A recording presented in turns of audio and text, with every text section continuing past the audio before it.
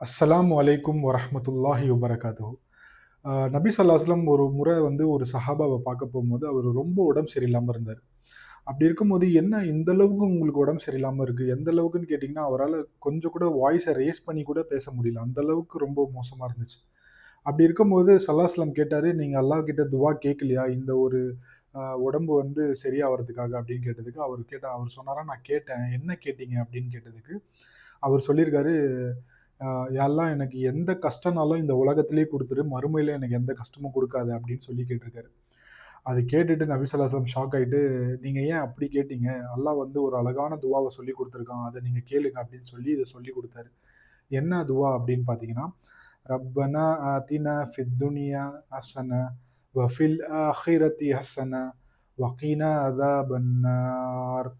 இதோடைய மீனிங் என்ன அப்படின்னா, யா அல்லாஹ் இந்த உலகத்திலயும், இந்த மறுமையிலயும் 2த்துலயுமே இப்போ நான் வாழ்ந்துட்டு இருக்கிற இந்த உலகத்திலயும் சரி, நான் இறந்து போனதுக்கப்புறம் மறுமையிலயும் சரி, 2த்துலயுமே எனக்கு நல்லதே குடு, நன்மையே குடு. அது மட்டும் இல்லாம என்ன நரகத்திலிருந்து பாதுகாப்பு குடு. இப்படிப்பட்ட இந்த துவாவ வந்து நீங்க ஆ ஆ கேளுங்க அப்படின்னு சொல்லி அந்த சஹாபி கிட்ட சொன்னாரு.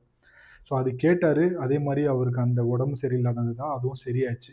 ஸோ இது எதுக்காக சொல்ல வரேன் அப்படின்னா, இந்த துவா வந்து நீங்க இந்த உலகத்துல இருக்கிற நன்மைக்கும் நீங்க கேட்கணும். மறுமையில நம்மளுக்கு கிடைக்கக்கூடிய நன்மையும் கேட்கணும். இது வந்து அதிகம் இது வந்து அதிகமா நீங்க சொன்னீங்க அப்படின்னா, அல்லாஹ் உங்களுடைய உலகத்துல இருக்கிற கஷ்டங்கள் எல்லாமே நீக்குவான். நன்மைகளாவே மாத்துவான். அதே மாரி மறுமையிலயும் நரகத்திலிருந்து நம்மள பாதுகாப்பான். பாரக்கல்லாஹு ஃபீக்கும். அஸ்ஸலாமு அலைக்கும்.